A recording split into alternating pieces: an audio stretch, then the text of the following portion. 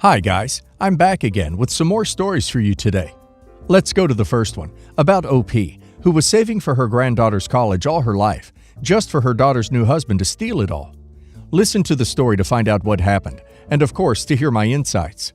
Enjoy the stories, guys, and don't forget to like and subscribe. And of course, don't forget to leave a comment. I have 5 beautiful grandchildren, and when they were born, my husband and I set up college funds for each of them, and always adding in money for every Christmas and birthday. My husband and I aren't rich, but by the time each child becomes of age, it will definitely save them on some future loans. My daughter, the mother of my first grandchild, Julie, married a nice man, Mike, a few years after her divorce, and he offered to help pay for Julie's future education. Everyone was thrilled by his wonderful generosity, and because he made a lot of money himself, my husband and I thought nothing about handing over Julie's college fund information, so that way he could contribute. My husband and I still kept the fund in our name, and for a few years this worked out well. Eventually our daughter came to us and said that she wanted to open up a new account for Julie and have us transfer all of the money in there. My husband and I were very reluctant at first, which offended our daughter because she felt like we didn't trust her as a parent. That's not what we intended, and we're open to giving her half the money as a sign of good faith, but my husband insisted that only our daughter could have control over it in case something happened. This seemed like a reasonable request at the time, but it made things worse, and eventually we just gave in because our daughter told Mike, and we just couldn't handle the tension and awkwardness anymore. Now, Julie is going to be graduating next year and wants to go to a really good private school, and we're also very proud of her. My husband and I were shocked when Julie called us in tears, saying that her mother and Mike gave away her college money. Apparently, Mike has a brother who was in trouble and needed some money, so Mike gave him access to Julie's account under the promise that he'd pay it back.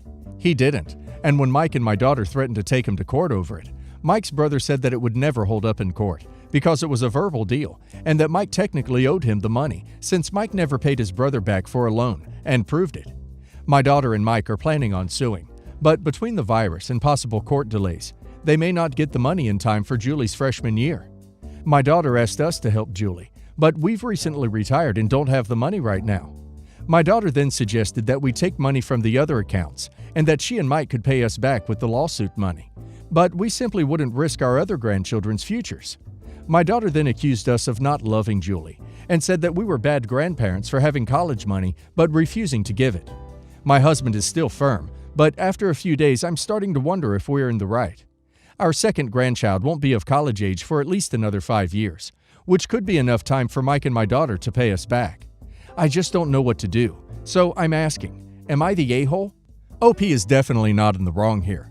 It is OP's money, and she can do what she wants with it. They are lying to OP, and they are manipulating her. OP should not fall for it. OP already had college money for her grandchild, and they stole it. OP needs to ask for proof that they reported the theft and are filing charges. Also, they can get a loan out in their names to pay for their schooling. But that was for OP's granddaughter, so OP needs to ask the lawyer about either suing her parents or suing that uncle that spent it. It doesn't matter whether her parents supposedly gave it to him or not, because it wasn't theirs to give. Let's see if the community agrees with me. Deleted user says, not the a-hole, but please, please, please don't give them any more money. I think the most likely scenario is that Mike, and maybe your daughter, has spent Julie's college fund. He didn't need access to it. It'd be interesting to ask them for statements for the account to see what money was being put in and pulled out. If they're unwilling to share that, then they're definitely hiding something. But even if your daughter and Mike are telling the truth and the brother took the money, it is highly unlikely that they'll get all the money back. For starters, you can't get assets from somebody who doesn't have any. Let's say he does have the money, assuming you're in the US. Then you'll still have to pay fees for your lawyer, which can be up to 30% of the award. Your daughter and Mike should have never spent that money. Even letting Mike's brother borrow the money is technically spending it. It wasn't theirs to spend. They can take a parental loan for Julie, and if the case is successful, then they can use that money to pay it back right away and then make the payments on the balance. Regardless, someone's going to be out money unless the brother returns all the money outside of a lawsuit, and that person shouldn't be you.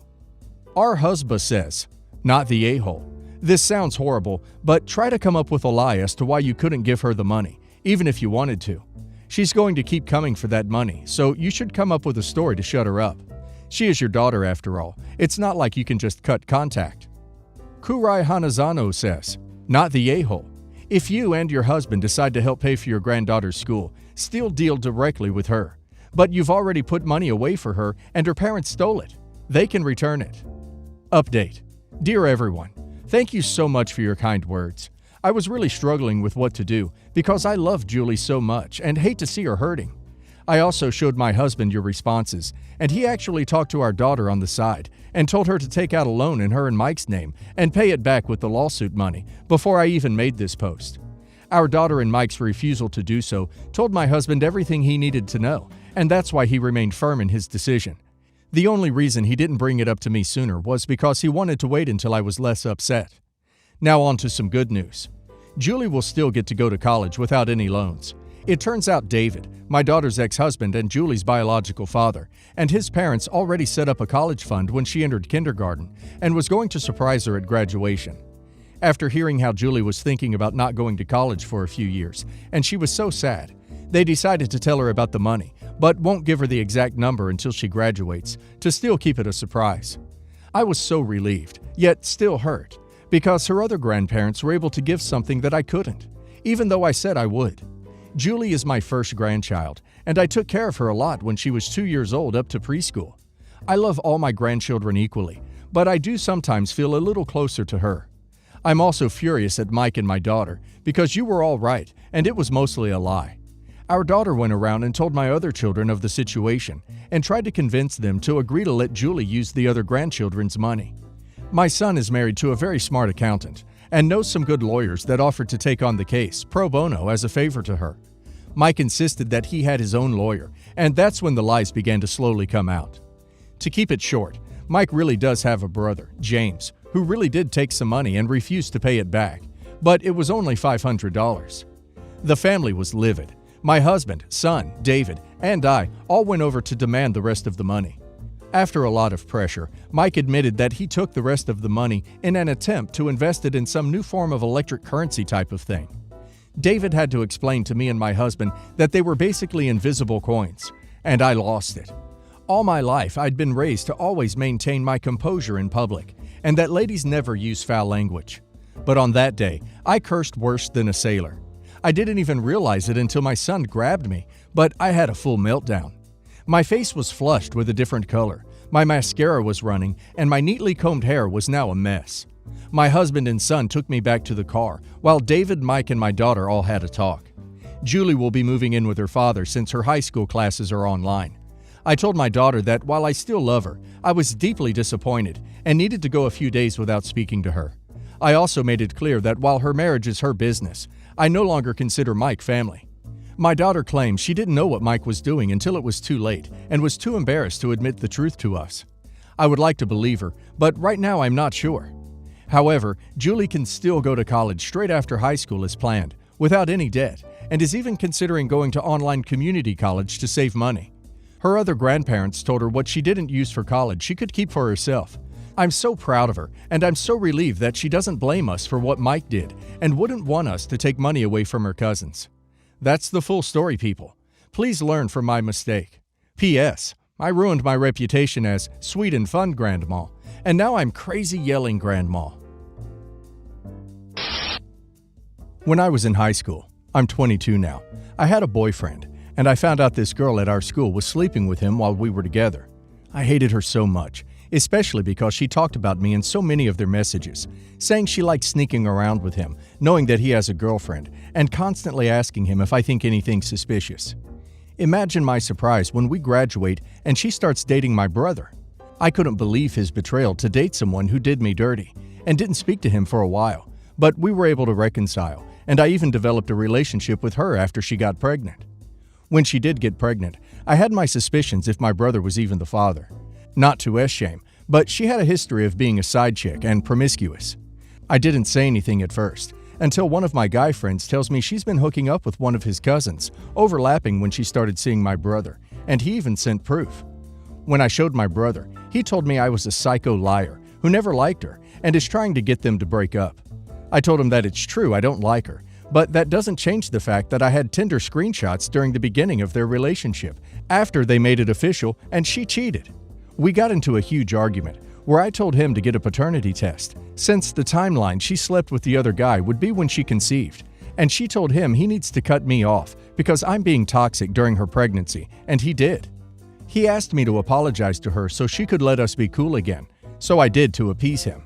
Recently, it came out that back in May, my brother and her split up and she left the apartment for a few days, and when she came back, she took their son and told my brother it's over and proceeded to move into another man's house. They ended up getting back together and she moved back in, but come to find out, the other man, who is the suspected father, was the man she had run away with and then moved in with temporarily, and they filed a paternity test for him through the court, and he is the father. Once it was established, she moved out again and took my nephew last week. The other man is now wanting my brother to relinquish rights so he can get on the birth certificate. My brother came over to the house and broke down sobbing and told us, since he hid everything. I guess her moving in with him again and establishing him as the father through the state was his breaking point. During this, he turns to me and says I should have warned him more and not let her isolate him, and I said I did, and he says I could have done more, and I got upset and said that it's his fault since he knew she was unfaithful and cut me off when I told him, and it's his fault he forced me to be kind to her, to have access to him or the baby. He ran out crying, and my mom says I'm a major a-hole and shouldn't have blamed him and kicked him while he's down after he tried to blame me. Well, I get OP's brother is down, but blaming OP is just so unfair. He is only himself to blame. OP didn't kick him when he was down. She just tried to defend herself after being attacked by him. Yes, he is sad, but OP is not his scapegoat. OP's brother betrayed her while she tried to help him anyway, and he insulted her. Then he had the audacity to blame OP for not doing more to help him. OP needs to give him time to come back to normal. But OP's mom and brother are definitely treating OP with zero respect here. Let's see if the community agrees with me. Dr. Doggy Mom says, "Not the a-hole. Truth hurts, and you were only standing up for yourself. He cannot accept responsibility for his poor judgment and is looking to blame you for it, just like he tried to blame you for bringing the truth to his attention while he was still with her. And shame on him for dating someone who was so awful to his sister." Historical Goal says, "Not the a-hole. What a crap brother. Your mother sucks too. If he's down, it's his own damn fault. He betrayed you, went no contact with you, and is now blaming you. Why the hell are you still in contact with him? I'd go no contact until he groveled with an apology. You could have lit yourself on fire while doing the Watusi, and he wouldn't have believed you." Admassaber says, "Not the a-hole. Your mother seems to have it nice and easy here, delegating responsibility to you to do all the sense talking to your brother, and blaming you when you don't give the proper babying. A mother perhaps should put up with your brother's mercurial temperament, but you are not responsible for his feelings. Drop your mother shaming like a bad habit." I, 29 female, and my fiancé, 27 male, are having a disagreement about if I'm becoming the a-hole in this situation or not. So I'm turning here for help. About 2 weeks ago, fiancé's mother, 51 female, came over to our house for coffee and to visit fiancé. They are very close due to him being an only child, so this isn't weird. Plus, his parents live about 6 houses down from us. Well, about 5 minutes into the visit, future mother-in-law turns to fiancé and asks, "Has Jessica lost any weight?" Side note, I'm a 5-foot-tall curvy woman. My fiancé was shocked and said, "I don't know, I haven't asked. Why?" She said, "Because I always pictured you with a princess or mermaid. You know, someone taller and thinner. I just feel bad I didn't say something sooner and intervened in the relationship before it got this far." My fiancé said he was shocked after that and didn't know what to say other than, "What the duck?" His mother left after that, and my fiancé told me what happened when I got home. I obviously was devastated. His mother and I had an amazing relationship before this and were extremely close. They don't have a lot of family here in the US due to them immigrating from another country, and she has a hard time speaking English, so I always tried to include her in things my fiancé and I were doing, so she wasn't alone when her husband worked weekends. I tried to learn their native language so she could feel more comfortable communicating with me. I tried so hard to be the best daughter-in-law, and now I feel like it was all fake on her part, and that her I love yous, which she always said, mean nothing. The following day we had her over to explain her side, but she just doubled down and said it to my face, and that she is so relieved to tell me this, that it's a huge weight off her shoulders, and I hope this doesn't change our relationship. I cried, and my fiancé told her to leave. I have not directly spoken to her since, and my fiance is starting to say that I'm kind of being an a-hole because I won't even speak to her to accept her apology. Am I being an a-hole? Well, first of all, I don't understand why OP's fiance told her this information. He should have just put his mother in her place by defending his fiance and telling her that if she mentions things like that again, she will not be welcomed at their house. And now he made a complete mess out of it. I would really suggest OP reconsiders marriage with this guy. Let's hear the community's opinion. What I think is, says, not the a-hole. Don't feel pressured to accept her apology. She's made her true feelings clear. Obviously, this situation is difficult for your fiancé too, as he seems very close to his mother.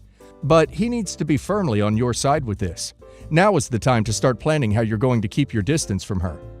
Sugar Smash says, so your fiancé's mother called you short, fat, and not good enough for her son. Her son decided that instead of dealing with his mother like an adult and leaving you out of the situation until he found some resolution with her, he would instead tell you that she called you short, fat, and not good enough for her son. And then he invited her over to say it to your face. And when you end up upset over being called short, fat, and not good enough for her son decides that you must be an a-hole. Why are you with this guy? Not the a-hole. Jackson Love says, what the duck? Just because she apologized that she said it doesn't mean that 1, she means it, and 2, that you need to accept it. What she said was very hurtful, disgusting, disrespectful, cruel, and insensitive.